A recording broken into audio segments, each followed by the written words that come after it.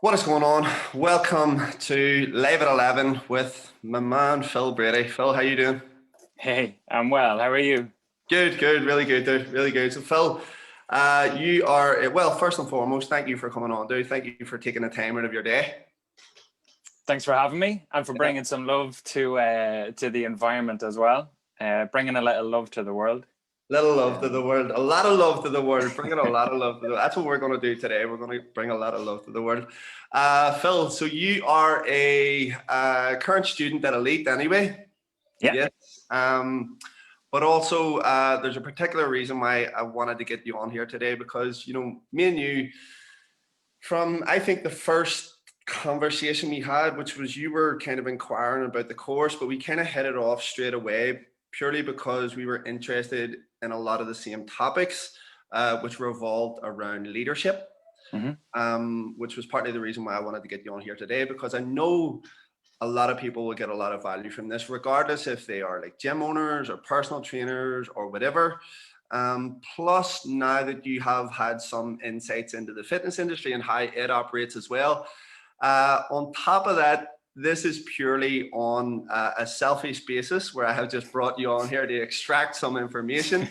Yeah. So that my audience can also benefit from some of the conversations that we have. So Phil, do you want to give us a wee bit of background into sort of what you do, where you're from, and how you operate through life today? Yeah, and like that, thanks for having me. And Yeah, hopefully I live up to any close resemblance to that expectation. Yes, that's my hope for the conversation I'm as sure well. you will, dude. I'm sure you will. Like you're saying at the start, like being a student of Elite, like already a couple of weeks in, I had just said to you a couple of minutes ago, like the quality and quantity of stuff in such a short time already has had an impact. And if nothing else, my back feeling like it's never been better has been awesome. That's amazing. So if nothing else, it's the best. But what I would say my is, back. yeah, that's it. Tick box. What I would say, so grew up in Dublin, moved to Navan where my family live at the moment. I was involved in banking there when I was young, always exercising, always playing sports, kind of ran kind of cross country, that kind of stuff. So was always moving. Not necessarily moving well, but able to move efficiently. I moved up to Belfast with my girlfriend because I got offered a job at a large financial company. And Katie and I wanted to go on a short adventure and see what happens. And I think we're here since 2014, so 7 years later. Cool. Happy, settled, bought a house, adopted a cat. So we're here for a while longer. I hadn't actually realized you had been up here that long. You still kept the accent. You haven't. I don't think the Belfast stuff is quite caught on yet. And when I go home, they say you have such a northern twang. So what I reckon is on the train between Dublin and Belfast, I'm Dundalk or somewhere like that. So if that makes sense, that's where my accent is. But we moved up. I joined in a technology role, but moved into kind of leadership development. So I was looking after classroom and virtual programs in Europe, Middle East, and Africa. I also got to facilitate some of those sessions, and I got to coach in some of those programs. So unbelievable experience like that.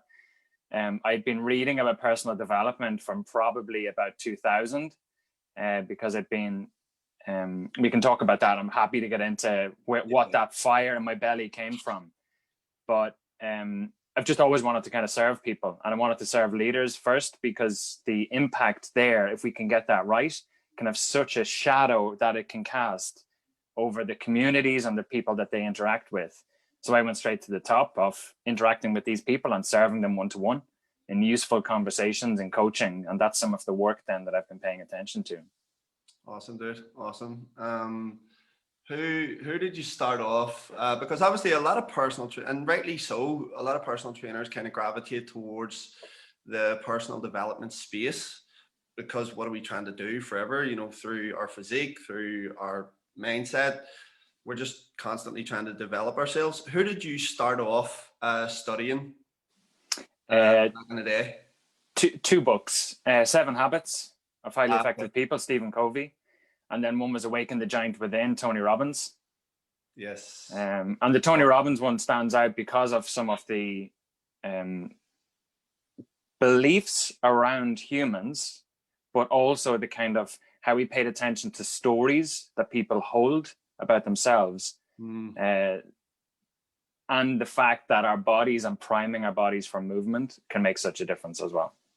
Well, Tony Robbins, he'll I know at some of his events, I don't know if you've actually ever been to one. I have a few friends that have been to one, and he kind of has people like up and he has them jumping around, and that's before they get into, because what we're going to talk about this today in terms of belief systems, but Tony Robbins, that's what he does. Like, he just breaks down beliefs. He doesn't actually teach any systems or anything that's applicable on that weekend. He just says, these are your current beliefs. I'm going to break them down and you're going to leave here like a new person. There's nothing really actionable. Here, go away and do this. It's that you're going to walk away a completely new person, which is awesome. Yeah. And with beliefs, the language I would use as well is the stories. So we hold stories that we think are true. What he does is, like a chair that you sit on, beliefs have things that make them true that you can stand on or put weight on. So for example, I'm a leader, may not have many legs because I don't have that many examples, but if I deconstruct a negative belief, like I'm not worthy of presenting on Lenny's call at 11 a.m. Yeah. I can deconstruct that belief by taking away the legs underneath it. And I can build a story that says, actually, there's lots of evidence, there's legs under this table that I can lean on that will strengthen that belief. So with beliefs, that's how I pay attention to it, is what can you put under the chair that will strengthen you sitting on it? Gotcha, mate. Gotcha. Absolutely. I mean, I think that's a massive one. And, you know, I see parallels here all the time. And obviously, I'm in the fitness industry, so I'm going to stay in my lane with this one. And I'm going to always relate it back to this here. I suppose this could be a really broad question. Based on, I know you've always been a student of movement, but let's say, based on your time within the fitness industry so far and kind of what you've sort of, I suppose, the perceptions that I've sort of given you of it, why do you think that leadership matters so much? Because this is a buzzword that's been used a lot within the fitness industry over the last few years. And rightly so, it makes people, you know, aware that they need to become better leaders in order to help other people make changes. Well, then that's a good thing, I suppose. But from your end, like, why do you think it matters so much for people to embrace the concept of leadership? Big question, right? Big question, dude. Please answer in 4 seconds. And a broad one as well. When lots of people experience uncertainty or fear, leaders can help navigate the path ahead. When we're muddled like a muddy glass of water, leaders can see clarity where other people can't make sense of it. Right? So at the moment, there's so much uncertainty. There's so much fear, like that with the announcement yesterday. The world is always going to be turned upside down. What I'm reminded of is one of my, like, because I'm a coach, I have to have supervision. Some of the people that I work with as supervisors help me hone my game. So I get coaching on my coaching, you could say. Yeah. And one of the quotes is, this person in his coaching wants to be an island of sanity in a world of chaos. Right? Right. Okay. And like, that's profound. Okay. Nice. So he wants to appear as something that people can lean on despite the chaos. And that when he moves around in the world, people are willing to listen and to follow because of the work that you do on yourself. And again, it's back to that Dre Spina quote that you had on the course on Sunday: conquer self first. Learn to is a Plato quote, wasn't it? Learn to control. I think it's Plato. Oneself before control. It was basically before controlling the external environment. Exactly. So we have to start with leading ourselves, creating the character traits that will scale, and that people will want to say, do you know what, I trust you. You're authentic. You're true to who you are. And I think people need leaders at the moment because of the uncertainty. Like that, when there's uncertainty, we go into our reptilian brain, we fight, flight, or freeze. Typically it's freeze because we don't have the answers, or it's fight and we fight against the rules or the narrative or those kind of things, or flight and we just retreat back rather than shining who we are and what we could bring to the world. So when people are freezing or any of those other things, there's energy there. It's just not channeled. Leaders can, if they invite usefully and create a story that people want to channel energy towards, that's my sense of what leadership is. And that's why I think we need it at the moment. Love it, dude. Absolutely. And we were talking just before we come on here, and there was three sort of key things that I kind of wanted to get across here today, right? And this is something that I've been thinking about a lot over this last week. I kind of just and I know you kind of think in this way as well, but I kind of grab a concept and really try to dissect it, and I've been kind of doing that this week. So I kind of have held this belief now that good leaders must focus on three things, right? So skill sets. So obviously you have to be skilled at certain things in order to be a good leader. You must have certain character traits. And then, as you've mentioned a couple of times, belief systems. So in your opinion and in your experience, what would you say, we'll start with skill sets. What would you say would make or someone should try to develop in terms of their skill sets, which would ultimately make them a better leader? Reading. Gotcha. Right, okay. Reading is a skill. It's really easy. Just read a page a day and use a highlighter. Oh, nice. That's the secret weapon for me. I commit to a page a day. It's become a habit every morning with my coffee. Skill number one. Become a reader. Would you agree? Love it. Oh, absolutely. Reading changed the game for me. And we could probably be here all day giving people like lists of books to read. But we'll name two. Should we? We should name two books on leadership that people can take away. Something. Okay. Well, I'm gonna give two. One, The Dichotomy of Leadership, Jocko Willink, and two, Leaders Eat Last by Simon Sinek. Let me come back to mine, but the two that come to mind straight away, and it's not on leadership, but it's really useful for human behavior, is Atomic Habits, James Clear. Oh yeah, absolutely. Because if you understand those conditions that need to be true for behavior to happen, that's interesting for leadership. But let me think about the second one. Yes, absolutely. Let me think about the second one. So you're saying about skills that leaders should pay attention to. Reading, for one. Is there another skill that you think that would either make you a better leader, or that someone should try to acquire in order to become a better leader? I would say listening. And again, these might seem counterintuitive, and I'm happy to kind of talk about why I would say these things, right? But you are only ever going to be as good as you listen to other people, other kind of ideas. We can talk about the beliefs or the character traits, because one would absolutely be curiosity. If you're definite about something, you're probably wrong about some of it too. Right? Yes, so that absolutely. Openness and willingness to listen to ideas. A skill, like, because I'm trying to make this quite tactical to start with, right? Because I could talk about, like, a skill is being able to handle complexity and chaos, which is where I'm paying attention to in my coaching, right?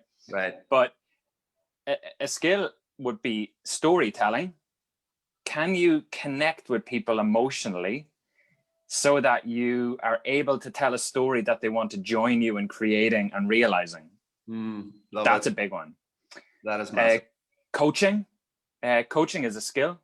It's not just asking questions, but it's actually paying attention to somebody's potential, being willing to watch them develop in front of you rather than you have to be involved.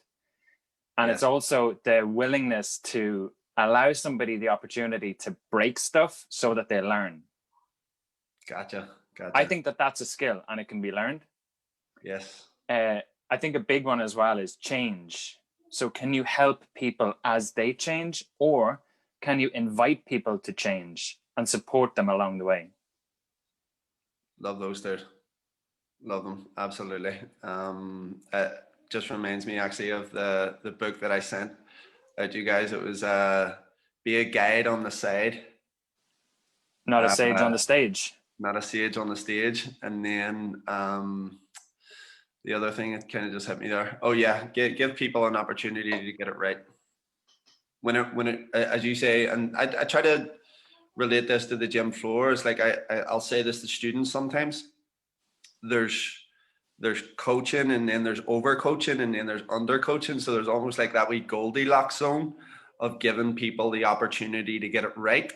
They may well make a mistake, but that's okay. You're there as a guide on the side to help them through the mistake and not I suppose, micromanage them in a way. And that's back to ego. So are you willing to not have it about you, but be about the client? Be about the team, be about the group that you're looking after or trying to support. It's not about you. And that's, again, counterintuitive. But I think that that's one of the shifts about leaders, is that you're this kind of isolated person, must have all the answers. It's all about you. And now I think actually what that means is, are you skilled enough to have the higher standards, or the highest standards, to always want to elevate them? Are you willing to allow others to shine? Are you willing to invite people to offer ideas and actually listen to them? Are you willing to let people fail by experimenting, but also succeed from experimenting? Like, these are all useful things, and they're not about you. Absolutely, dude. And I suppose we've also crossed over into character traits there as well. And I'm curious about the curiosity part and being open-minded. So what do you think that comes down to? If someone, let's say, is it self-awareness? When someone possibly just closes off the new ideas or closes off the different concepts, is it a self-awareness problem when people physically are unaware that they're not being curious about certain things? Or is that a character trait that's born into someone? Like, how does that manifest? So I think everyone is born with curiosity, or at least the capacity for that. I think if you're not curious, you're probably lacking confidence, because if you're closed down to ideas, you're probably not confident enough either in your skills or abilities to be able to think about it, make sense about it. It may be more challenging than you feel you're ready for at the moment.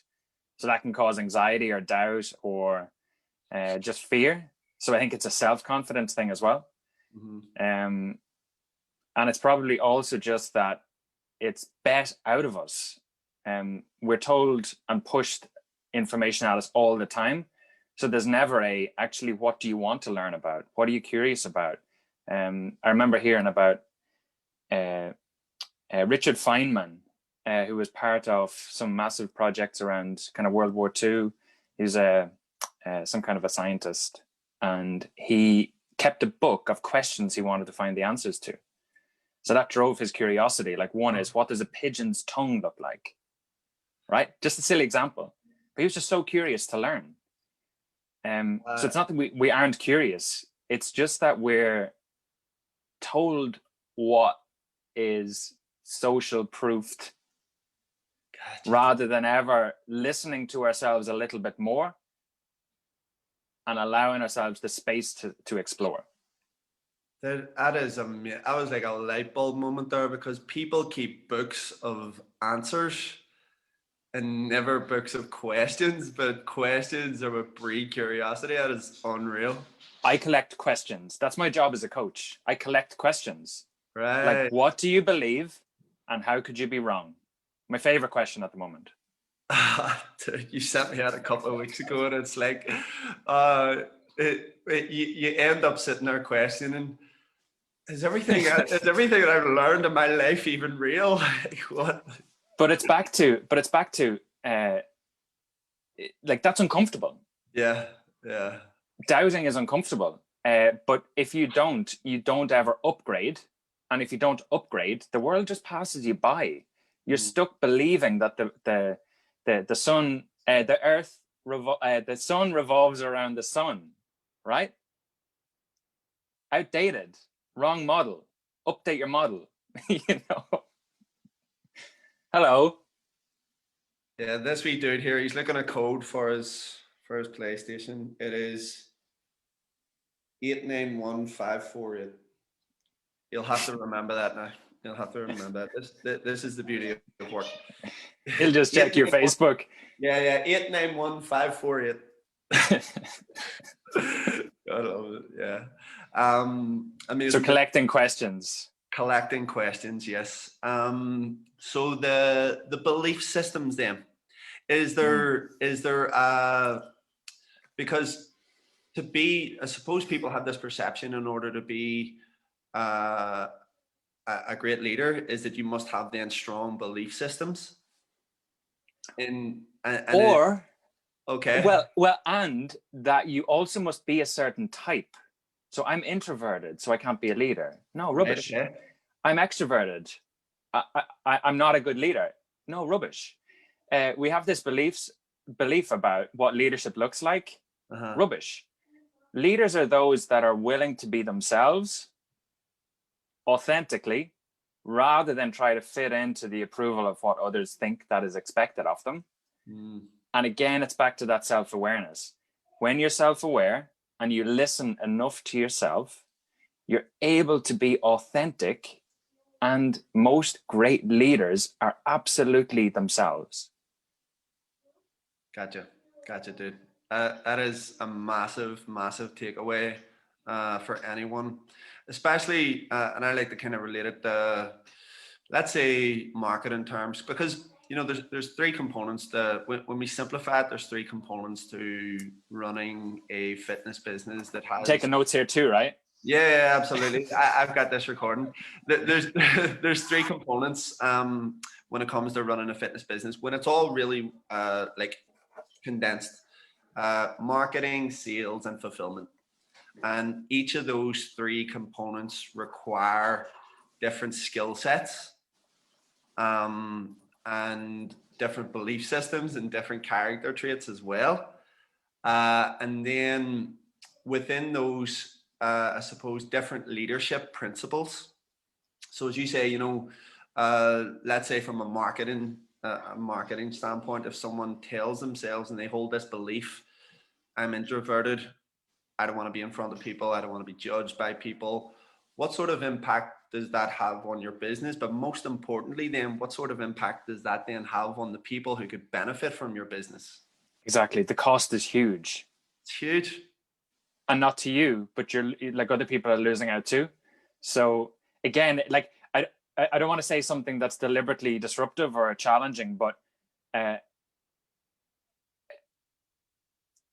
how could people let that stop them? Like how could you be so selfish to do that? And I mean that in a kind way, but a disruptive, challenging way, right? My intent is only to serve other people and becoming their best. You are holding yourself back if you don't learn the skills to be able to overcome that or shift the underlying belief, because it's identity first. It's identity and then it's habits, right? And the habits then form or reinforce who you are. Gotcha. We have to connect with other people. If you're introverted, you may, when you're doing this, because I think you're more introverted than I would be. Would that be correct? Oh yeah, definitely. I would say so. I mean, I try not to label myself that anymore, but I would have tendencies. Yeah. Or a preference for being more introverted. Yeah. Got it. So when you're talking to the camera or doing videos, you may just want to think about one person that you're trying to speak to, and that'll build that sense of connection, that you feel that you're having a meaningful connection rather than just shotgun and talking to everyone, right? So there's ways to overcome or just shift it slightly in your mind where it makes sense that you can still be authentic and play to your preference, but you're still able to do the things that need to be done. Gotcha. Absolutely. Makes total sense. Makes complete sense. And the reason I love this conversation so much is because it's not, although it's applicable, it's not a straightforward tactic, as in here, go and do this thing, it creates curiosity in people, and people are probably now listening to this, and if anyone's listening to this, they'll go back to instances in their mind where maybe they held on to a belief that they were introverted, so they didn't take a certain type of action, or they'll think of instances in the future where they're like, oh, do you know what, Phil said this thing and it was so right, and I didn't need to label myself this way, and now I'm going to go on and do something about it, rather than me telling people, here, if you want to get this outcome, go and do this thing. But as you mentioned at the start, it's like, you know, you if you have the chair and you're stacking the legs, so you're building legs for this certain belief system to hold on to, or to let go of, or to create a new one. Exactly. Yeah. And I think back to being authentic and those kind of things, like what is it? It is our light, not our darkness, that most frightens us. I think that's from like The Blind Side, on one of those movies. Like, everyone has something brilliant to bring the world. Imagine that you could learn something and unlock your ability to be able to bring it. Like, that's worth it. But the other part about it is my one of the things that goes against me in this industry, in everything that I do, is I'm not in this for short term. I want to contribute long term. I want to move people long term. I want to invite you to a journey that will never end. It's not an 8-week program. This is an everyday thing that you will be part of. And I think that's the other part of it, is that this isn't an invitation to, here's a tactic that works. It's a marketing. You could spend your life building greatness at that. Identity, character, belief, skills, like, they're lifelong journeys in developing or building or honing or shifting or like turning it upside down. This is a lifelong journey. Back to Dunning-Kruger, right? Dunning-Kruger. The more you learn, the more you know you need to learn more. Like, don't expect quick wins. Play the game of life for life. Like, it's a journey. It's not a 4-week thing. Yeah, love that, dude. I'm really curious here, Phil. So whenever we were first talking, you were like, well, I coach people on leadership and so on and so forth, but I also want to learn how to move people physically. Mm-hmm. Where did that shift come about? Because I'm guessing that a lot of your practice was done coaching people on their beliefs and their habits and their skill sets and their character traits. So where then did movement come into play? So I coach leaders, like you say. So for example, senior person promoted, imposter syndrome kicks in. I'm not worthy of this promotion. Mm-hmm. I only got it because I've met certain conditions or characteristics. So those are some of the kind of conversations. Or I want to learn how to, whatever that looks like. I want to learn how to navigate complexity. I want to improve the communication with my team. I want to get clear on how I can authentically lead my company. Right through to somebody that a consultant in one of their hospitals in Northern Ireland. I want to be able to communicate to my seniors. I really struggle with that because of my confidence and my lack of excitement about life. Can you help me? Yeah, of course I can.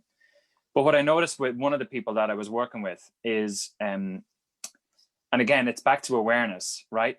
When you develop self-awareness, you develop social awareness. You can pick up cues, like you said before, about recognizing. It's recognizing the pattern. It's not necessarily it's like an intuition that you build up over time. Yes. But you know the systems that you can rely on that can build that up for you. Yeah. So I recognized in this person that I was working with, who was going for a walk around one of the offices, they were weighed down and heavy. And I sent this person an email and said, something's on your mind that's weighing you down. What is it? Yes, absolutely, you're right. Let's talk about it. Book in for a session, whatever. And I'm like, this is interesting. Then I paid attention to well-being, because well-being is such a area where people are struggling and unsure how to navigate or clear that muddy glass of water. They're not clear on what would help. But as part of the UK model for well-being, Clang, one of them is active, right? So movement contributes towards well-being. So I was trying to connect a couple of these things together. So increasing leaders' ability to perform and keeping people well and able to function and just show up. And movement was underpinning both. So some are at a level operating already and want to get better. Some just want to get to a level where they're able to show up, right? And I'm not saying that one is better than the other, just saying the focus is slightly different, okay? And the intent or the support looks different too. So movement was a constant that shows up. We can go to like physiology and like heart rate variability and build up from there as well if you want, because I've paid attention to it a lot, like scientifically what I need to get good at. Gotcha. But I asked some gym owners. BeFit, Ian Galway was one. Shout out to Ian. Shout out to Ian. And he said there was nobody else I would recommend. Speak to Lenny. Yeah. And I wanted to make sure that it wasn't just a certificate. I wanted to make sure that I learned wider than just what the body does and how to get a six-pack. I don't necessarily want to help people get six-packs. I probably want to help you move in every area of your life more, better, and different, so you become a better version of yourself. So movement underpins all of it. Powerful. I can help you become well. I can help you perform better. And I want to help you do it forever. This is like a forever game. Do you want to play? That is some powerful stuff, dude. Absolutely. I think, what do you think? And I don't know if this is probably too far off the beaten track, but what do you think is your own personal driver behind your, we should say, lust for information, and your desire to help so many people? What's the underlying driver there? So this is why I say I know roughly it was 2000 that I started reading and absolutely studying personal development. So I had been given by my mom Tony Robbins' book for Christmas that year. Loved it, soaked it in, was really caught by reframing and the power of just shifting, again, the stories or the beliefs that people hold. So that was when I was like, I don't know, 13, maybe 14, somebody extremely close to me told me that they were just giving up on life. And we cried together. But I just shared some examples of reframing their life and their experience, or how they were making sense of what was happening. And they could just see a different vision for their future that was a possibility that they hadn't paid attention to before. And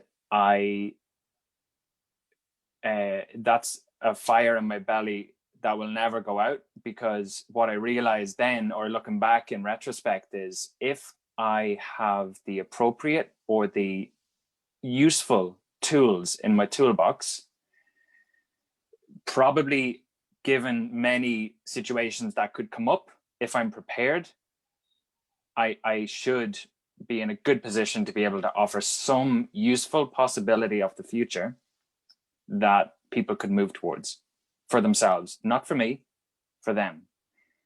So hence reading wide, reading deep, reading about behavior change, reading about influence, reading about leadership, reading about well-being, reading about everything, because I want to have the tool. I know that there's some really good ones that just seem to come back all the time, no matter what I read. Really simple, and that's interesting too. So like that you were saying before about kind of learning rules, follow rules, something this about the rules, break the rules. Beginners learn the rules, intermediate follow the rules, advanced break the rules. So I'm learning the first principles, so the things that underlie all of the things above it. And again, hence why Like the fact that we're working on joints at the moment and joint mobility, and starts with wiggling your toes. Yeah. Right? Game changer. I've been walking bare feet and like that, wearing the Vivos ever since. And my feet are now spread out and looking cool. Dude, that is awesome. Toe spread, dexterity of the toes, lower back feeling good. Dude, if you don't get like anything from the course, it's the biggest takeaway. What's that? Webbed feet and a fine back. And a neutral spine. Yes. Neutral spine. But that's the fire in the belly. And it's back to tools and toolboxes. Yeah. Did the second book we questioned you on earlier, did you get any insights there?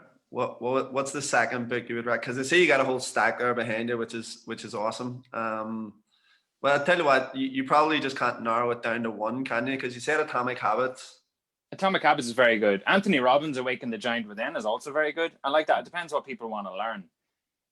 If you want to learn about yourself, yeah, maybe I just send you a book list. We can add it as a comment. Yeah, let's do that. Definitely, that would be good. There'd be a lot of insightful stuff in there. So Phil, I then, obviously after our conversations and stuff, I had said, and again, this is completely me just being selfish and extracting my own information out of this here, but I'm sure people will benefit from it. I was like, okay, so if there was a bottleneck in my businesses, what would it be? And for me, it came down to leadership and communication, which is I remember Pedro saying, leadership is the problem, leadership is the solution. And I think like that is something that I think about. And if you think about like right now, what's going on in society, leadership is the problem and leadership is the solution. And it's a complex situation, and business is complex, like no matter what. And we'll relate it back to this here. So from me, I was like, okay, well, what is the bottleneck in my business? Obviously, I have to have self-awareness and ask the questions that you asked earlier. What might I be missing and how would I know? So I'm like, well, what am I missing? How would I know? I was like, I'll ask Phil. So I'm going to then try to convince Phil to coach me on leadership. And I know you were like, oh, dude, it's not what do you think? And I'm like, okay, dude, I'm not looking for accountability. I'm not looking for nothing. I just want feedback. For me, that's the key. Feedback is the thing. So that transition then sort of happened, which obviously I'm happy about, because in the period where you were kind of then giving me feedback, there was a lot of complexity. So I was like, right, I'm trying to figure out, certain situations and whatever else. How important is it to have that sort of perspective when you are a leader as well? Mm-hmm. And the perspective is that, can you think wider than your own, right? Because other people think differently. What a concept, right? Yep. And so let's talk about me versus you, just as a really silly example. Let's draw a line between us and say that you don't mind taking risks, and I absolutely care about safety. This is why myself and my girlfriend, fiance, should be wife by now, will be wife hopefully by September. This is why we work so well. We are very opposite in certain areas that we absolutely complement each other, as long as we're able to have that conversation. Right. But if you're a leader, you need to be able to speak to both sides of that thing, whatever that thing is: risk, safety, innovation, collaboration, any of these kind of things. There's a spectrum of what people have a preference for. Do you want big picture? Do you want detail? Do you want a project plan, or do you want to just have a rough idea of where you need to get to? Right? So that's a really simple Myers-Briggs split in preferences. There's four. I'm an ENTP, I think it is. People can look that up. There's a really good Star Wars one. Yeah. We'll have a chat about yours, and we can see what one you I've have. taken the Myers-Briggs. Yeah. But there's ways to communicate to what people need in each of them.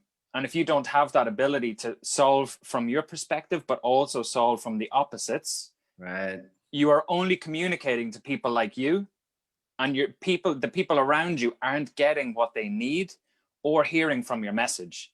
So your message, the intent, the value could be unbelievable.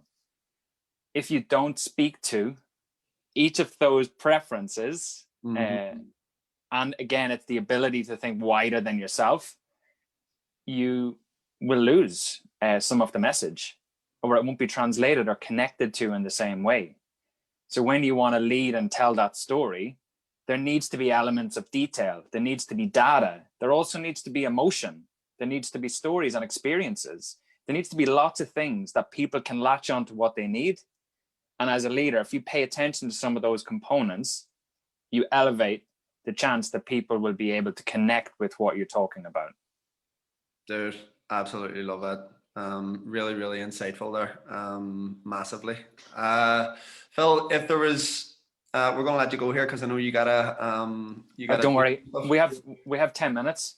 Okay, cool. So, firstly, where can people connect with you? Because I don't know if I don't know kind of if you are open to coaching other people in terms of their leadership. Like I don't know where you're at with that.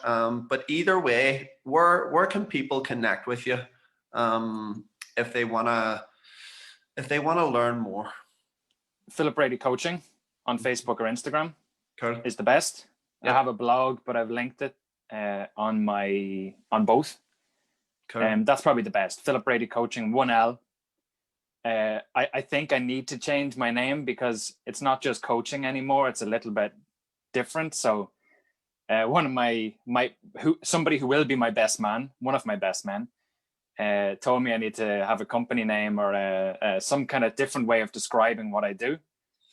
You can help me with that if you want. Yeah, we'll talk about that one for sure. We'll talk about that one over coffee. I was talking to a colleague from Switzerland today, and she told me this. Move all your life. Like because it's not just movement, it's not just physical, it's every part of your life. Yeah. And it's forever. So that's basic, but I'm just showing you a silly example. Yeah, I like it. So Facebook and Instagram, this just came to my mind there. People might think, is this guy a life coach? Is he a leadership coach? Like, what is it exactly that he does? And we know, it's, I suppose, the nature of the personal development world. Every industry, how do people tell, who is the real deal and who's just there to collect certificates, which having had several meetings with you and communication with you over the last, I would say, 6 months or so, almost.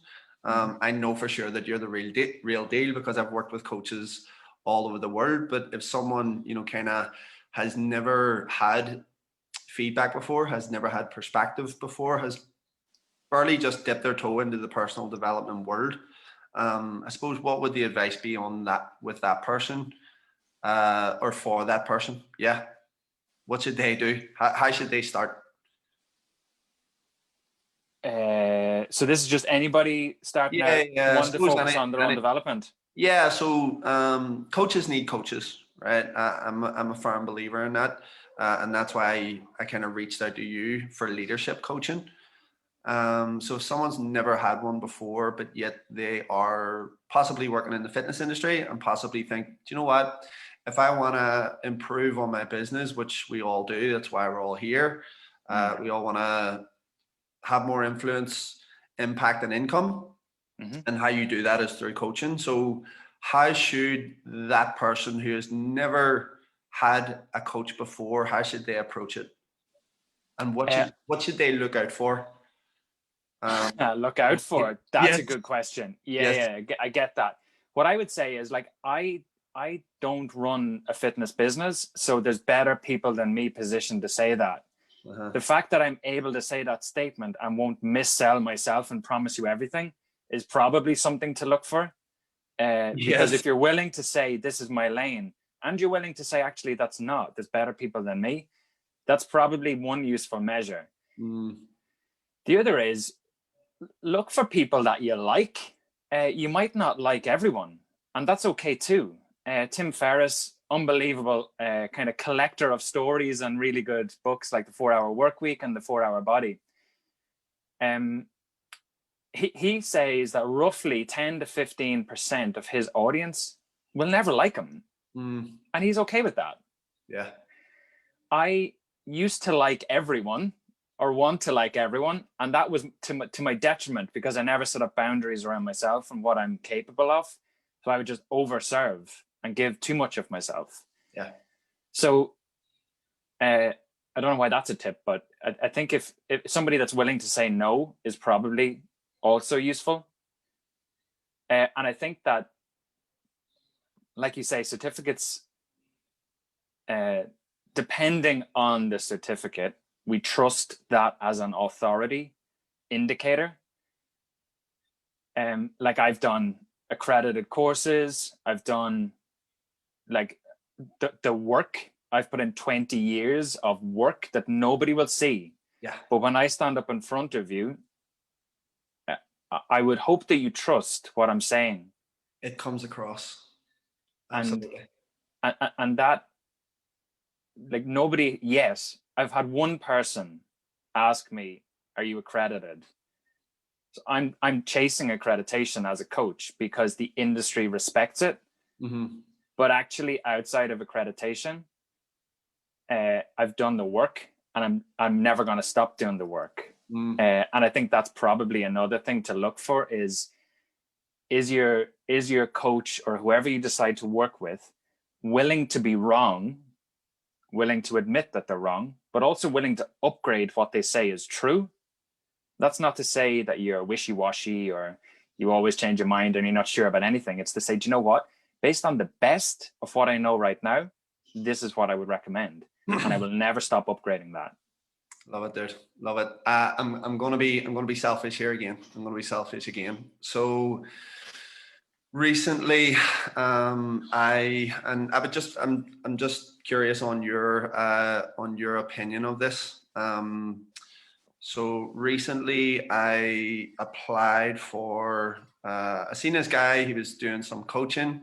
It was a high-end coaching program, and it was in a different industry altogether. Completely different industry.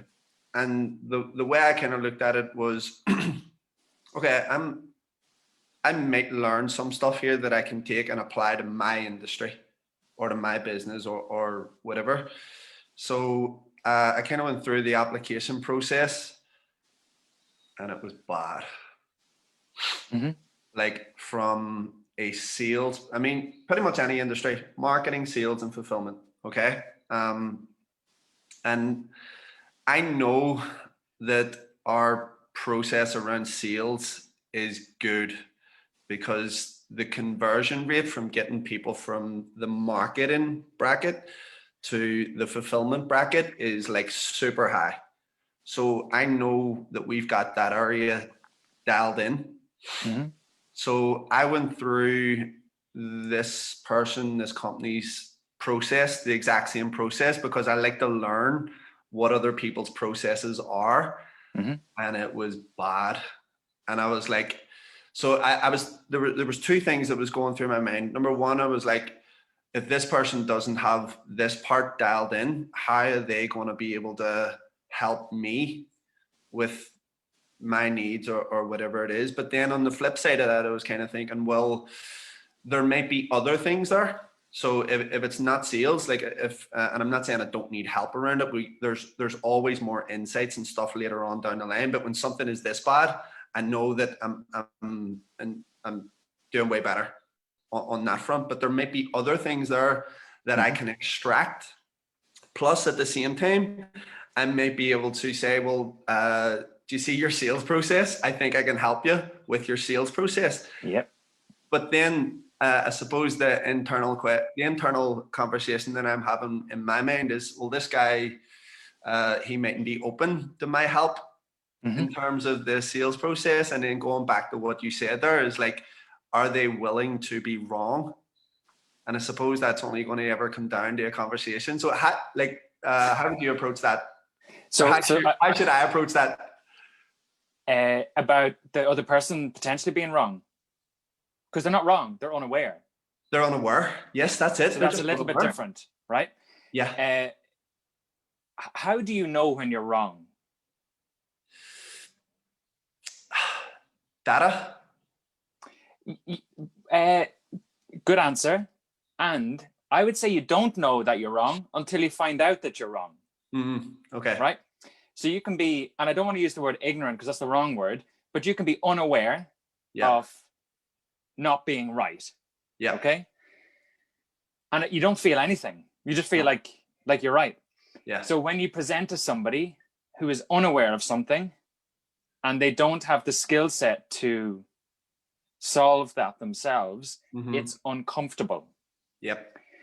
You can it's so obvious then you could present yourself as the gap or the solution to the gap between the two.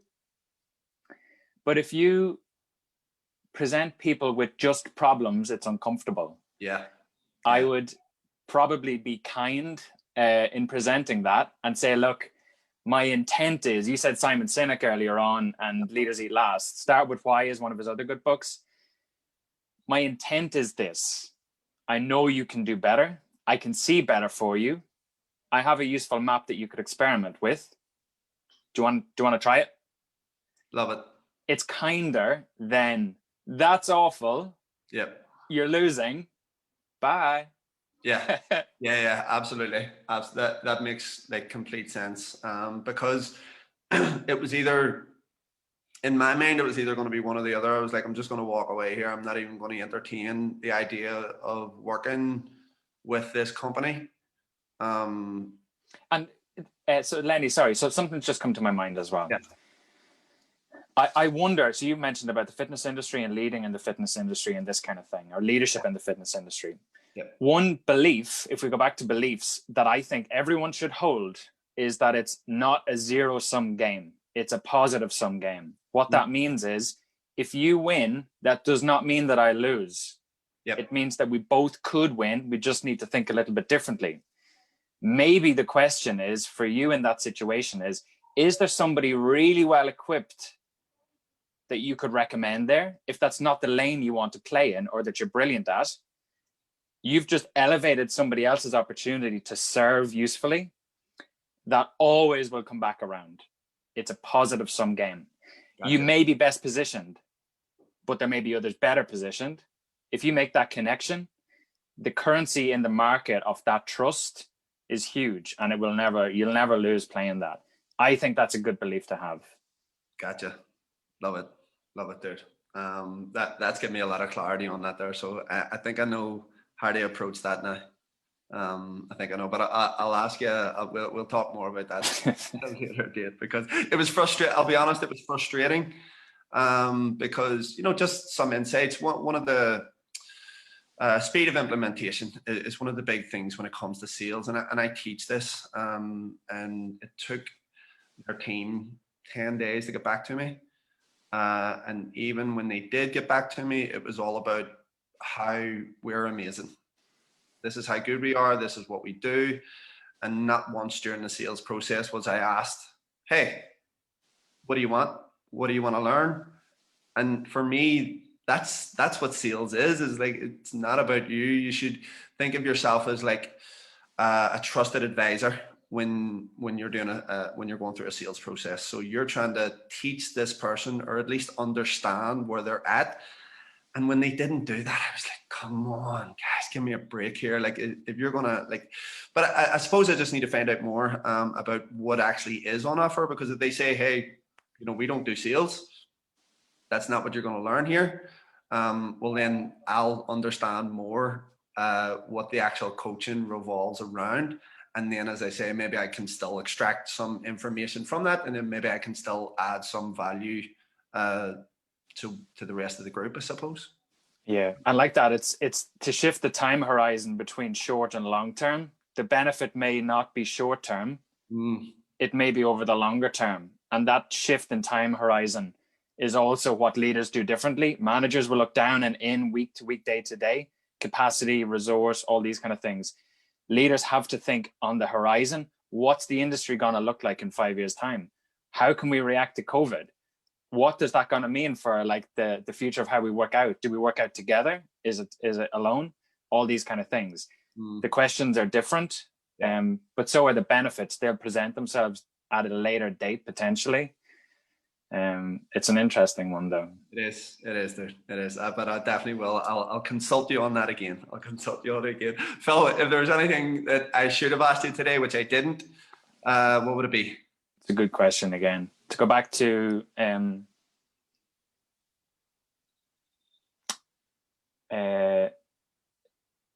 I don't know. I think you've asked some unbelievable questions. You're always thoughtful in how you engage people in conversation. Cool. So I would just say, yeah, thank you. Nah, no problem, dude. Thank you so much. Always appreciate your time, buddy. Always. We shall let you get back to work. Yeah, and see you Sunday anyway. See you Sunday, my man. Take Thanks care. for having me, Lenny. Take care. Awesome, yeah. dude. Bye-bye.